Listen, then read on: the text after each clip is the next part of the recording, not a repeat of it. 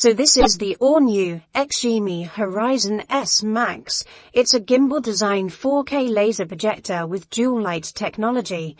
This is it projecting onto a 100-inch screen with lights on in the room. And I don't think it's too bad. Now, if you're familiar with XGIMI products, you'll know that they come packaged very well, and this projector is no different. As I said, this is the S Max version that we're looking at today. Everything that you need is going to be in the box. You've got your power pack, and you've got your batteries and remote control, as well as a user manual. Speaking of remote control, it's a fairly basic one. It's the same one that I've had now for the last couple of years, but it works very well. It just would be great if it was backlit, but here is everything that is in the box. On the bottom of the projector is a tripod mount and a turntable. This thing rotates super smoothly and very easily, 360 degrees. I really like the simple gimbal design. I think it looks elegant, yet still very modern. And it does the job really well. It holds the projector in any position, no matter where you position the projector. So it's not going to fall back into a certain position. And I also like the fact that you've got the connections at the top of the projector.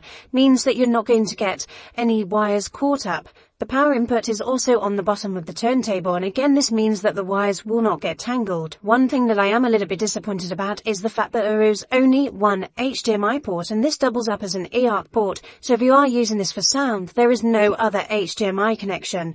And as the design of this thing just looks so good, I just think it's a little bit of an oversight. Okay, it's time to get this thing fired up now and see what it can produce. When you do turn it on, you get the same theatre that you got on the Ultra and also the Aura 2, with the dust cover automatically opening, and then a few seconds later, you'll get the projector turning on. Having that drop-down dust cover means that your lens is protected, but also your sensors are as well, and that, I think, is a really nice feature. When you first turn the projector on, then you'll get the auto keystone correction, and if you've got a screen, you can set it to auto-fit the screen. And this worked every time, all of the time. There wasn't any times where it didn't work. Now, this is running Android TV 11, and that for me is a little bit of a disappointment. I would have loved to have seen Google TV on here, which means that you are going to have a workaround for Netflix. You can do it via apps, but it's just a little bit frustrating.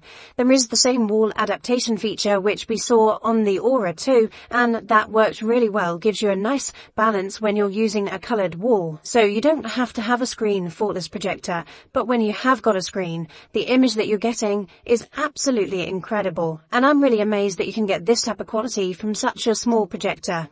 The screen uniformity is absolutely perfect. But what about sharpness? Well, the sharpness is pretty good too. As you can see from this test, all four corners are absolutely pin sharp, and the contrast is fantastic. I measured the brightness in all different modes, but the brightest that I could get it was just around the 3000, so slightly under what was advertised. However, this could be down to room conditions. But that is still incredibly good. And the contrast handling, again, was fantastic. Every single different shade of black and white was clearly visible. The other thing that was really impressive is when we measured the colours. The colour accuracy of this projector right out of the box is fantastic. There were really very few changes that needed to be made. Obviously, you can tweak it to your heart's content, but you don't need to. The colour accuracy is great, and all of the main colours that come through this projector just look absolutely natural and vibrant and crisp. Now this uses the dual light technology, but they've split it this time, where you can have it either as dual light or you can have it as laser. Now you can operate this from the picture settings, and then you can choose either to have a tricolour laser source, and that says that you may be more prone to speckle, but I'll show you in a second, I didn't see any. Or you can choose dual light and get extra brightness. And when you see them side by side, look at the whites particularly, there is a big difference in the dual light. You're definitely getting that extra brightness boost.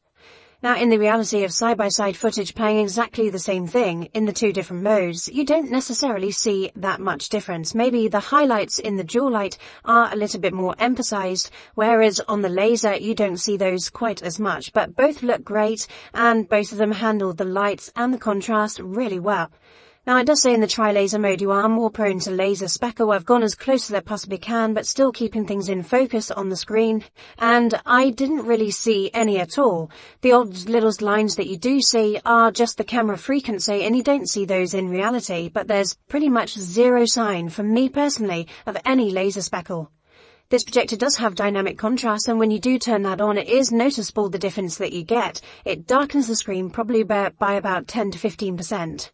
For gamers, XGIMI have measured the input lag at under 20 milliseconds, and when I measured it I got 18.2 milliseconds, so that is all good, and gaming on this is great. That's fast enough to be completely fine. It's probably not as fast as some of those new ones which are around 4 to 8 milliseconds, so for competitive gamers out there it still might be a bit slow, but this is also how it sounds.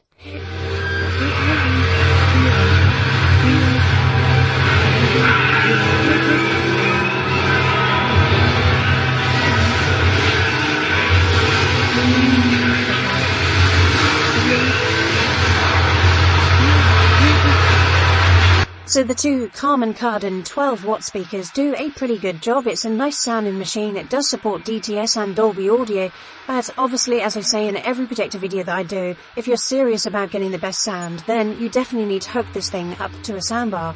However, with the 1 HDMI port, you won't be able to do that because you won't be able to play your PS5.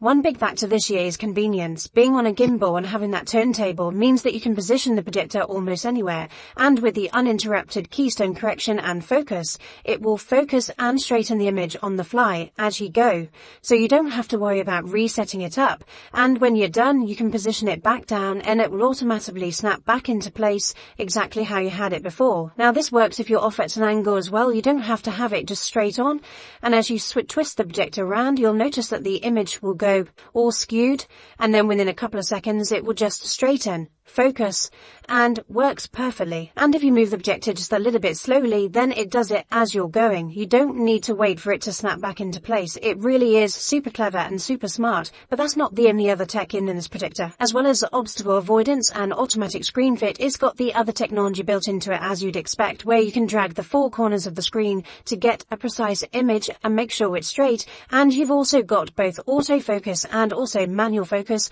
and there's also screen shift where this will digitally move the screen left and right and up and down.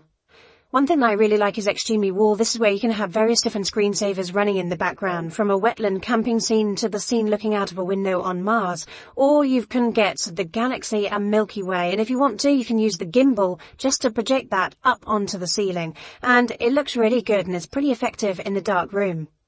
So this projector supports IMAX Enhanced, and so not only are you getting the extra color grading which IMAX Enhanced is renowned for, you are also getting the extra screen size. So if you look on the right hand side, the top and bottom of the screen, you've got a lot more on show. So you are actually getting a lot better experience, plus you're actually getting a bigger screen. It's about 26% bigger. As well as big screen movies, I believe that projectors should handle SDR and normal satellite and cable content just as well as they do movies, and I'm pleased to report that the XGIMI does a cracking job.